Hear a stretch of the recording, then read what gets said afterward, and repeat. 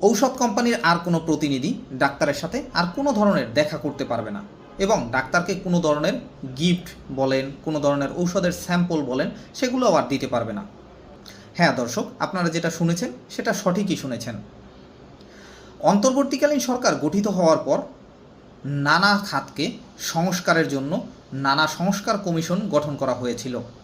এরই অংশ হিসেবে স্বাস্থ্য খাতকে সংস্কার করার জন্য স্বাস্থ্য সংস্কার কমিশন গঠন করে দেওয়া হয়। গত 17ই নভেম্বর বাংলাদেশ ডায়াবেটিক সমিতির সভাপতি অধ্যাপক একে আজাদ খানকে প্রধান করে স্বাস্থ্য সংস্কার কমিশন গঠন করে দেওয়া হয়।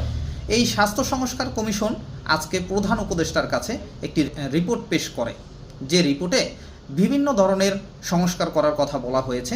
সেখানে উল্লেখযোগ্য কিছু কথা হচ্ছে, ডাক্তারের সাথে ঔষধ কোম্পানির কোনো প্রতিনিধি কোনোভাবেই দেখা করতে পারবে না এবং নতুন যে ওষুধ আসবে সেই ওষুধগুলোকে তারা ডাক্তারকে ইমেইলের মাধ্যমে তারা জানিয়ে দিবে এবং ইমেলের মাধ্যমে ওই ওষুধের গুণাগুণ সম্পর্কে বিস্তারিত সব কিছু জানিয়ে দিবে।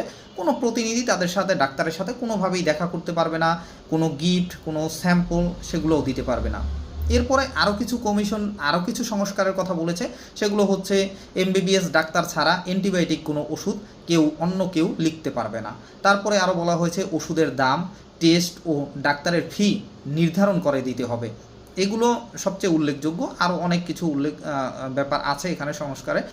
দীর্ঘদিন ধরে মানুষের কিন্তু এই ওষুধ কোম্পানির লোকদের উপরে একটু ক্ষোভ ছিল, এটা বলতেই হবে। কারণ ডক্টর দেখাতে গেলে সরকারি হসপিটালগুলোতে বেশিরভাগ সেখানে দেখা যেত এইসব ওষুধ কোম্পানির প্রতিনিধিদের দৌরত্ব। তারা আসলে রোগী দেখার টাইমের ভিতরেও তারা বিভিন্ন রকমের ডাক্তারের কাছে প্রবেশ করত এবং সময় ক্ষেপণ করত।